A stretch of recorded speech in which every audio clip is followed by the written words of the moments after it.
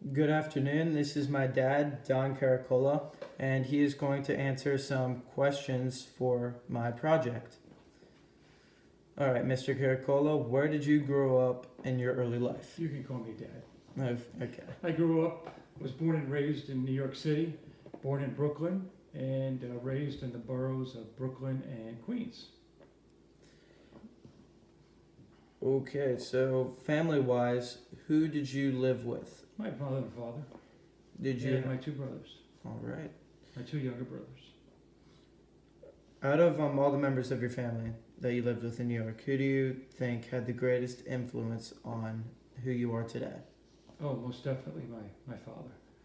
My father was a Marine, and he taught us the importance of being clean all the time, being courteous to people, being kind to people, how to say yes sir, no ma'am, never try to cheat anybody.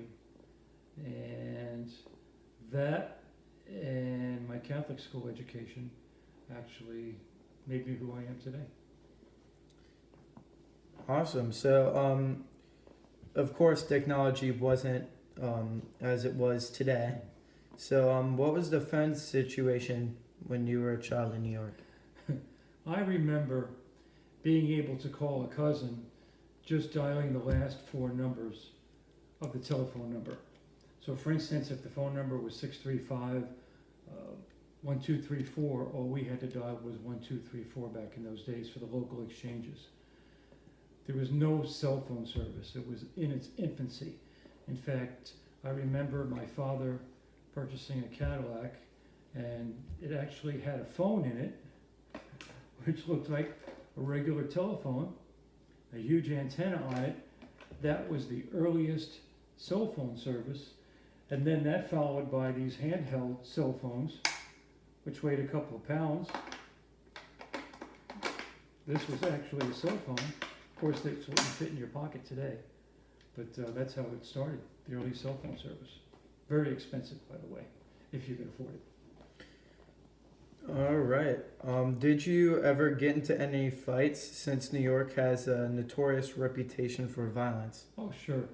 Um, we grew up pretty much street fighters as a result of our surroundings, and it was just a way of life. But we didn't have guns or knives back then. If we had a scuffle with somebody, it was just a quick little fisticuffs, and then it was over, and you were friends again. That's about it. Don't forget, I grew up in a city of 8 million people, whereas some countries like Finland and Sweden have 5.5, 6 million. So we had more people in that city than not most countries, than many countries in the world. With that being said, how do you think the culture of New York affected your upbringing and ultimately the man you are today? In New York, as any other large city like Detroit, Los Angeles, or Chicago,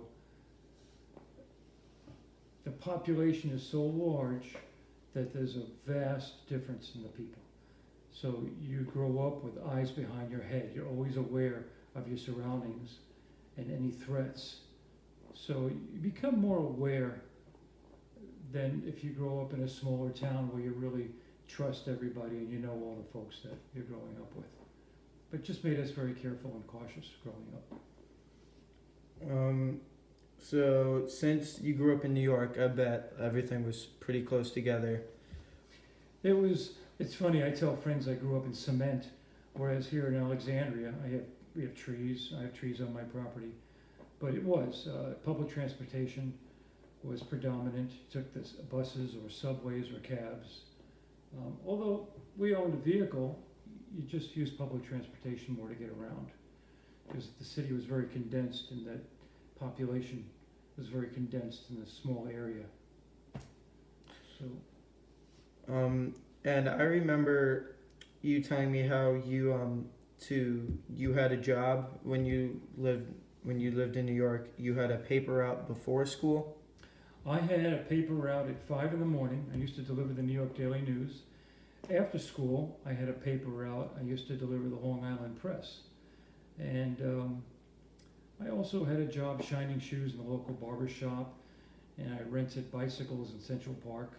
So these were all these small jobs that you could do to earn money. Also, a big earner was in the winter. We used to shovel driveways and people's sidewalks. I remember I used to get about $2 a sidewalk, and that was a lot of money to us back then. All right. Thank you for your time. My And pleasure. all right. That's it. Have a good day.